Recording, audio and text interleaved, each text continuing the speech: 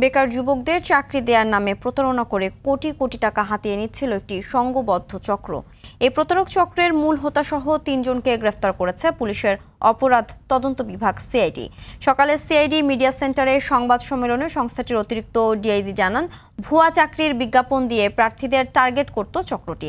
তারপর বিভিন্ন সামাজিক যোগাযোগ মাধ্যমে চাকরির প্রশ্নপত্র ফাঁস, পরীক্ষায় পাশ করিয়ে দেওয়ার আশ্বাস দিয়ে হাতিয়ে নিত লাখ লাখ টাকা। এছাড়াও এই চক্রের মূল হোতা সুমন আহমেদ ও তার সহযোগীরা সামাজিক যোগাযোগ মাধ্যমে নিজেদেরকে চাকরির উচ্চ পদস্থ কর্মকর্তা পরিচয় দিয়ে প্রতারণা করত। গ্রেফতারের সময় আসামিদের কাছ থেকে ৩২টি মোবাইল ফোন ও একটি ল্যাপটপ জব্দ করা হয়। বিকাশ করে যে টাকা দিয়েছে সে শর্ট সাজেশন পাবে, তারটা যায় ইনবক্সে, কারোটা গিয়েছে কুরিয়ারে। আমরা সকল তথ্যপাত্র তদন্তের নিরিখে বিশ্লেষণ করে সুনিশ্চিত হয়েছি যে এই আসামি জড়িত এবং সে ফেসবুকে বিজ্ঞাপন দিয়েছিল।